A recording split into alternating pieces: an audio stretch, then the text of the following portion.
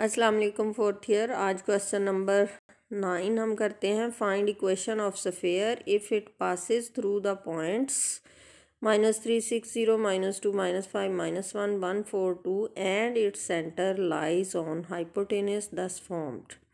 एक ऐसे स्फीयर की इक्वेशन फाइंड आउट करनी है जो इन 3 पॉइंट्स में से गुजरता है और जिसका सेंटर इन 3 पॉइंट से बनने वाली ट्रायंगल के हाइपोटेनस पे लाई करता है। ठीक है, तो सबसे पहले तो मैं ज़रा इसकी ज्योमेट्रिकली आपको पोजीशन क्लियर करवाऊं कि ये जो है ट्रायंगल किस तरह से बनी हुई है।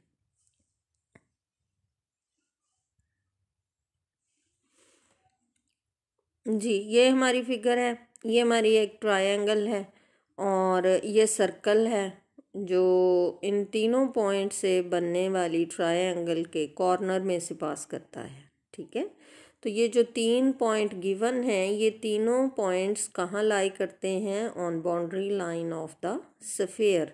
Therefore all these 3 points will satisfy the equation of sphere. पहली बात तो ये होगी कि चूंकि ये तीनों पॉइंट्स इसकी सरफेस पे लाई करते हैं इसलिए इसको सेटिस्फाई करेंगे।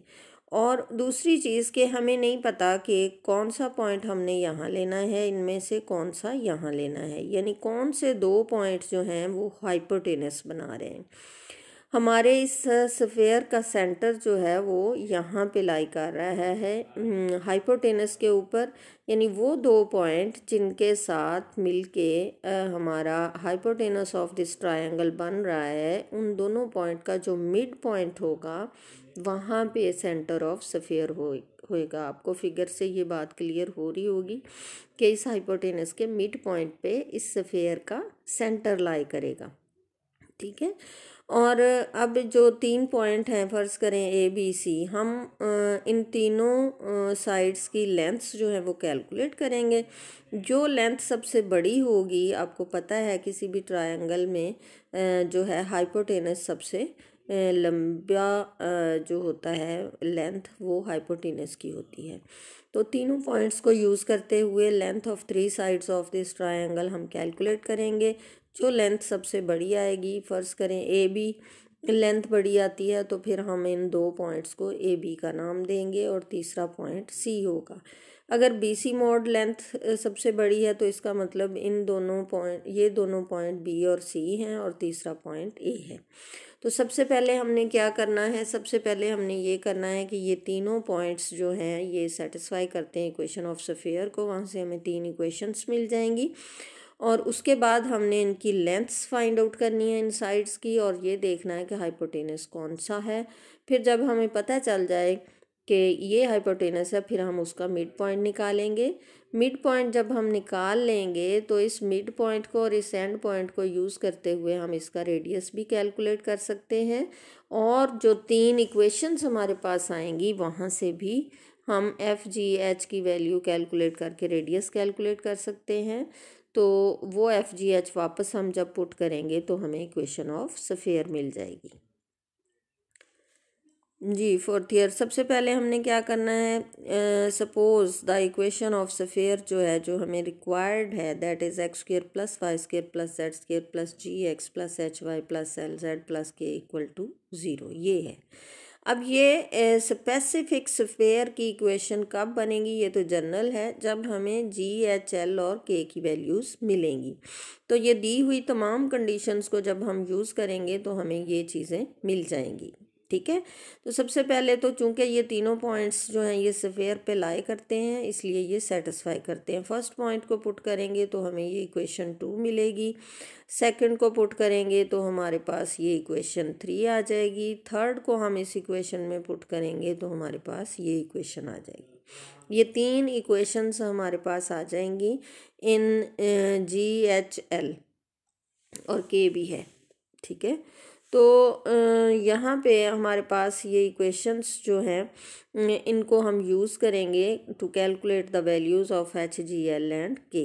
अब हमने दूसरी कंडीशन जो इसमें दी गई है कि centre of sphere lies on hypotenuse of triangle which is formed by these 3 points, उसके लिए हमने क्या करना है? इन तीनों साइड्स की लेंथ कैलकुलेट करनी है, जो मैंने अभी आपको ज्योमेट्रिकली एक्सप्लेन किया।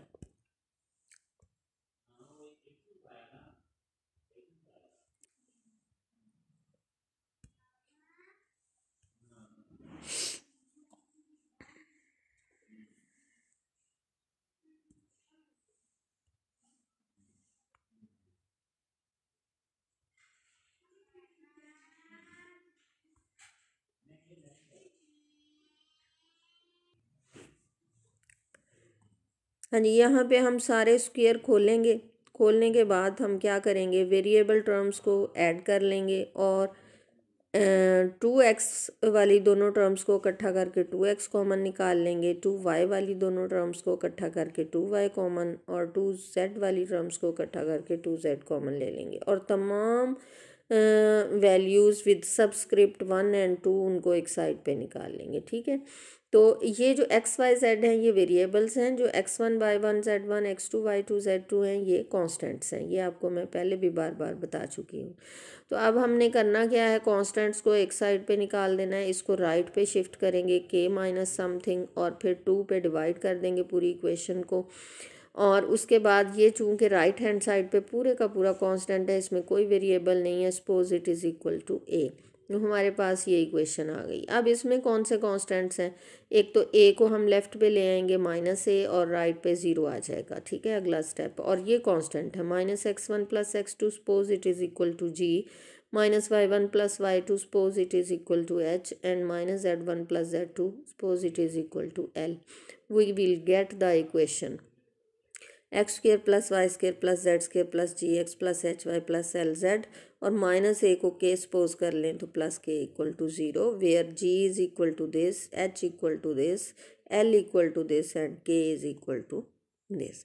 तो ये हमारे पास देखें, हमने इस तमाम कंडीशंस को अप्लाई करके जब इक्वेशन को हल किया तो फाइनली हमारे पास general form of equation of circle sphere आ गई, जिसका मतलब है कि ये एक स्फीयर है।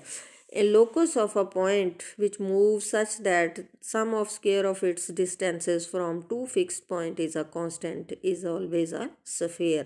इस चीज़ को हमने यहाँ पे प्रूफ कर दिया। मुझे उम्मीद है अब आप लोग बाकी क्वेश्चंस जो रह गए हैं उनको सॉल्व कर लोगे। फिर भी फोर्थ ईयर अगर उनमें से कोई क्वेश्चन आप लोगों का सॉल्व ना हो तो मुझे बताया करें, मैं उसका भी सलूशन आप लोगों को करवा दूँगी।